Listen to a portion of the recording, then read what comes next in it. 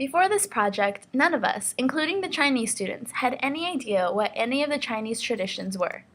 It's known to be very complicated, and once you become engaged is when you begin to learn about these traditions and the meaning behind them.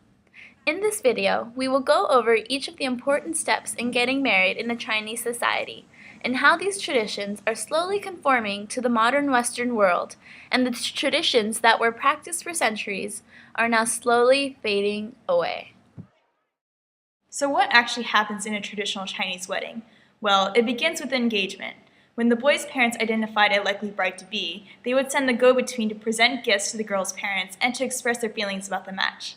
If the proposal was well received, the families would pray to the ancestral altar for 3 days. If no auspicious omens, for example quarrels between the parents or a loss of property took place within that time, the parents would give the information on to an astrological expert to confirm that the young woman and the young man would make a good match.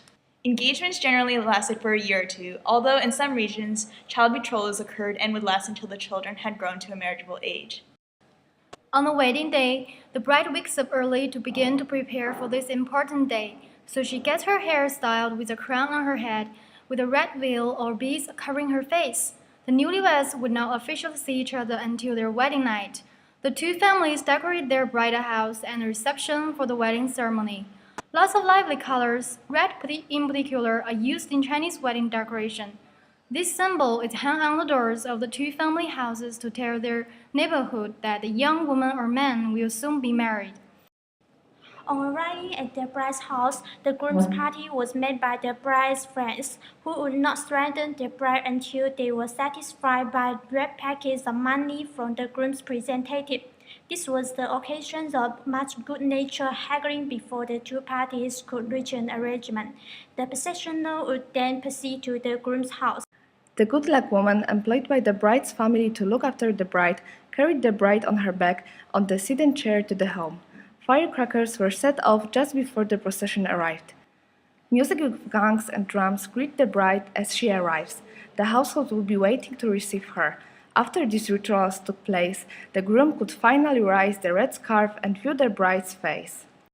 In contrast to the elaborate preparations, the wedding ceremony itself was simple.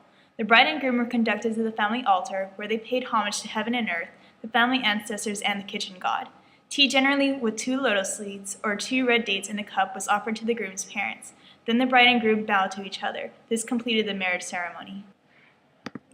Generally, separate wedding feasts were given by the parents of the bride and the groom for their friends and families. There would be a single feast for each or a series of feasts over several days. However, the most important feast was that given by the groom's family on the date of the wedding.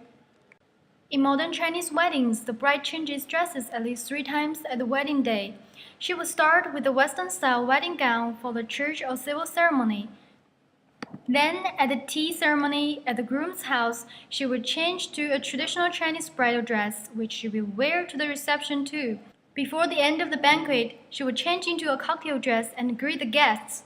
Many of these extravagant transitions have been slowly fading away with the modernization of society. Western weddings have become the norm all over the world, and traditions and rituals that have been done for many centuries are disappearing.